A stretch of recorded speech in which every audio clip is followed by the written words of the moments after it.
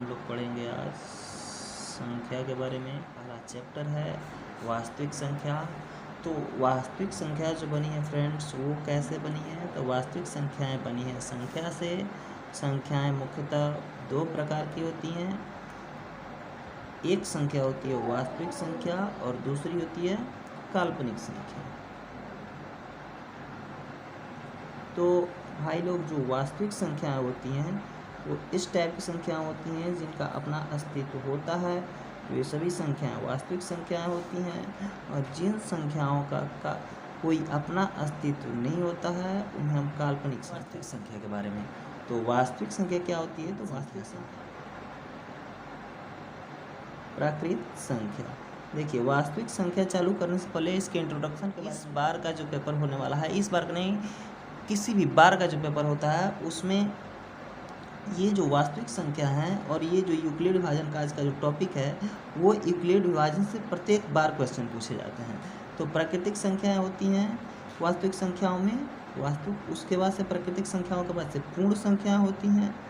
पूर्ण संख्याओं के बाद से होती हैं इसमें परिमेय संख्याएं। परिमेय संख्याओं के बाद होती हैं अपरिमेय संख्याएं। पूर्ण संख्या के बाद लिखिए पहले परिमेय संख्याएं,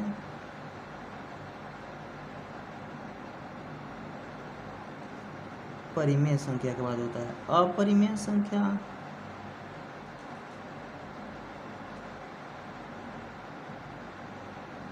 तो बाय द वे इतनी सारी चीज़ें पढ़नी नहीं हम लोग को केवल उतना ही जानना है। अगर आपको ये इसका लेक्चर वीडियो चाहिए पूरा वास्तविक संख्या का तो वो कंप्लीट करा देंगे। लेकिन हम लोग का गोल है, सबसे पहले गोल है बोर्ड को क्रैक करना, बोर्ड के हलफ में हाथ डाल के रिजल्ट को क्लियर कर लेना। तो भाई हम उतना ही पढ़ेंगे जितना हमारे लिए ज़रूरी है, इनिशियल है, जितना से हमारा परसेंटेज बेटर जा सकता है, हम अचीव कर सकते हैं मेरिट लिस्ट के उस सीट को जिसे सब कोई पाना चाहता है। एक संख्या होती है इसमें पूर्णांक संख्या। तो पूर्णांक संख्या के बारे में भी हम लोग जानेंगे। इन सब चीज़ों के बारे में हम लोग शॉर्ट डिटेल में पढ़ेंगे, लेकिन जो ज़रूरी की चीज़ें हैं उनको हम लोग अच्छे से पढ़ेंगे और वे पढ़ना ज़रूरी भी हैं। समय उसी में दिया जाता है जिसमें बहुत ज़रूरी चीज़ें होती हैं, जो बहुत इनिशियल है, टाइम उसी में दीजिए। बाय द वे आप दिन भर पढ़ते रहिएगा, कोई फ़ायदा नहीं है।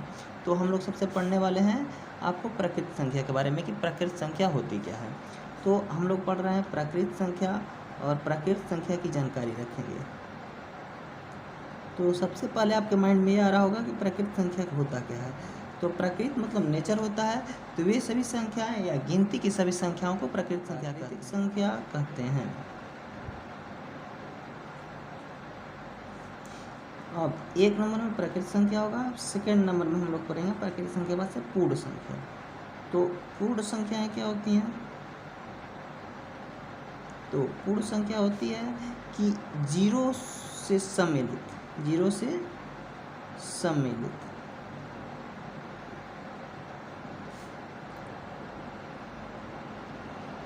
प्राकृतिक संख्याओं के संग्रह को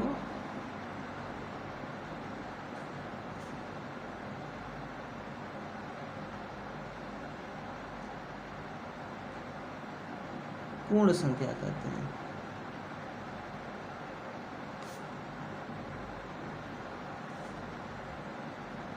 अब प्राकृतिक संख्या क्या होती हैं? तो 1 होती हैं, 2 होती हैं, 3 होती हैं, डैश डैश डैश, ये इनफाइनाइट तक चला जाता है, इसको इन्फिनिटी भी बोल सकते हैं। और पूर्ण संख्या में बस हम 0 ऐड कर दें तो ये 0 हो जाएगा, 1 हो जाएगा, 2 हो जाएगा, और इस तरीके से ये सारी गिनती की संख्याएं इसमें ऐड हो जाएंगी। तो इन्हें हम कहेंगे पूर्ण। जब तक परिमेय संख्या सीख नहीं जाते हैं तब तक वीडियो को पुश न कीजिए, वीडियो को स्किप न कीजिए, कंटिन्यू एक एक चीज़ को आप फोकस करके देखिए।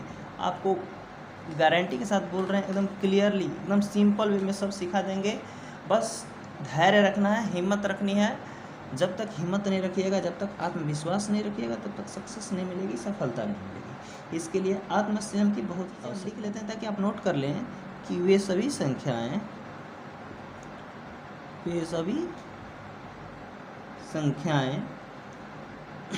जिसे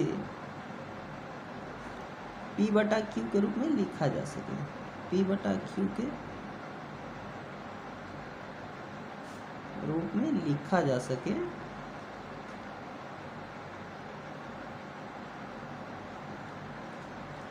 तथा क्यू किसी भी सिचुएशन में, किसी भी परिस्थिति में शून्य ना हो। एम पी और क्यू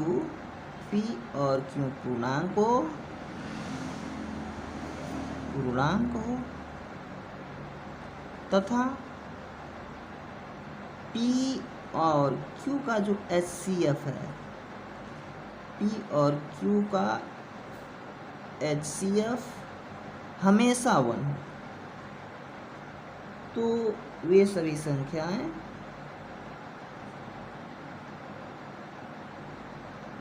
परिमेय संख्याएं कहलाएंगी।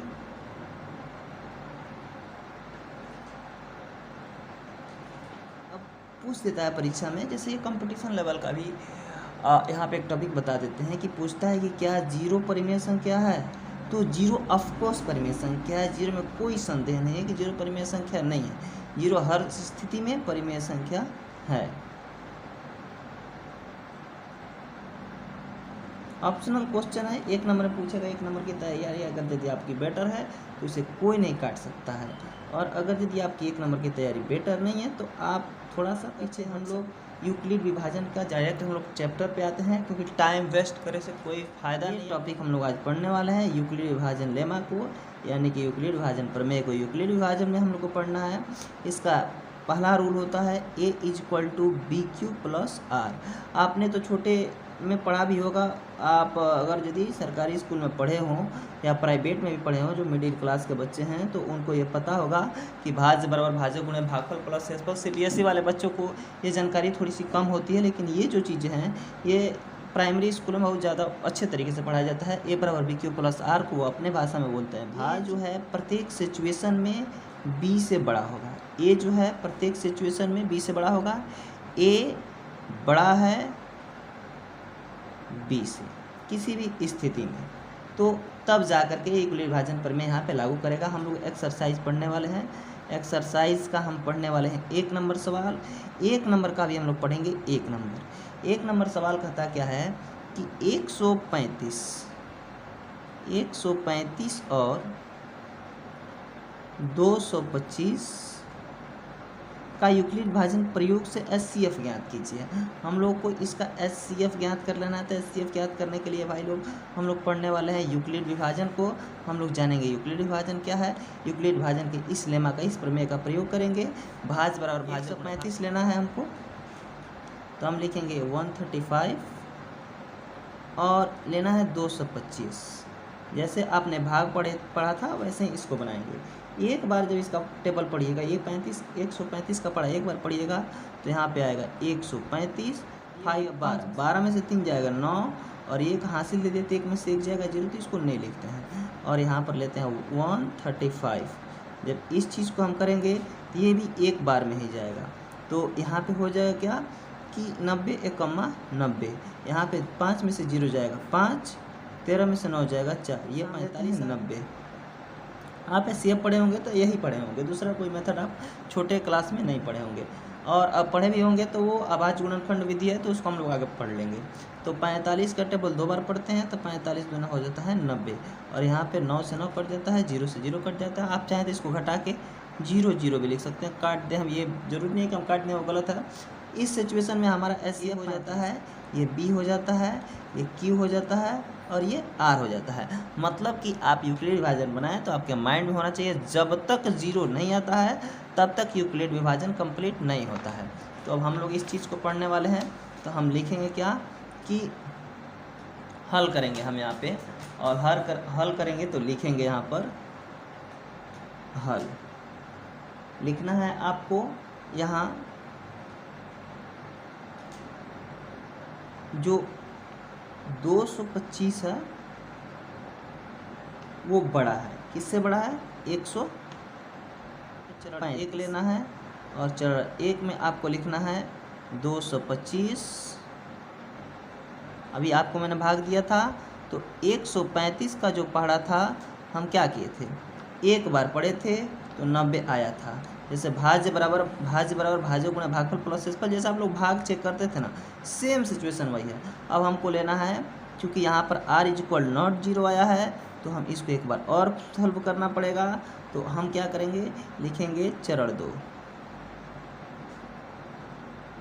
इस चरण में क्या होगा, 135 पहले आ जाएगा और ये 135 पहले आया और ये 90।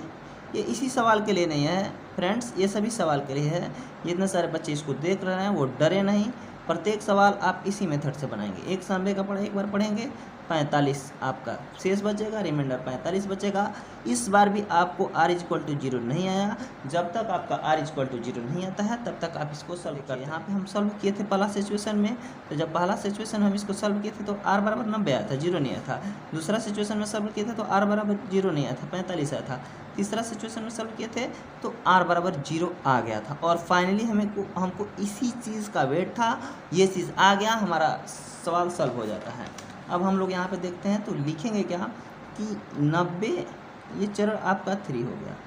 और इस चरण 3 में आपको ये चीज़ पढ़नी है कि 90 = सेम पहले वाला सिचुएशन फॉलो होता है। यहाँ पे 45 × 2, 45 दूनी 90 हो जाता। और बाय द वे हमारे पास अब जो हम ढूंढ रहे थे वो मिल गया, हमको 0 मिल गया है। तो हम लिखेंगे अतः 135 और 225 का HCF कितना है जी, 45। समझ में आई हो वीडियो तो हमें सपोर्ट करें, लाइक करें, कमेंट करें। अगर आपको ऐसी अच्छी वीडियो चाहिए तो आप कमेंट सेक्शन में कमेंट करके राय दीजिए। आज के लिए इतना ही, एक ही सवाल करते हैं, वीडियो बड़ा हो जा रहा है, इसलिए अब हम लोग इस वीडियो को स्टॉप करते हैं। मिलते हैं नेक्स्ट वीडियो में नेक्स्ट सवाल के साथ। और यूक्लिड भाजन का कंप्लीट प्रोसीजर ऐसे ही है, आप पूरा चैप्टर बनाइए, कहीं आपको दिक्कत नहीं होगा। यूक्लिड भाजन का जितना HCF वाला क्वेश्चन है आप इसको ऐसे सॉल्व कर सकते हैं। बाय द वे जो लैंग्वेज वाला क्वेश्चन है उस चीज़ को हम लोग अगले नेक्स्ट क्लास में पढ़ेंगे। और आप लोग के पास एक वर्क दिया जाता है कि हमने एक्सरसाइज 1.1 के 1 का 1 नंबर बना दिया है और आपके लिए हमने छोड़ दिया है सेकेंड और थर्ड। तो उस चीज़ को आप कंप्लीट करें और कंप्लीट करके हमें कमेंट सेक्शन में उसकी स्क्रिप्ट भेजें ताकि उसको पता चले कि आपको बेटर तरीके से समझ में आ गई।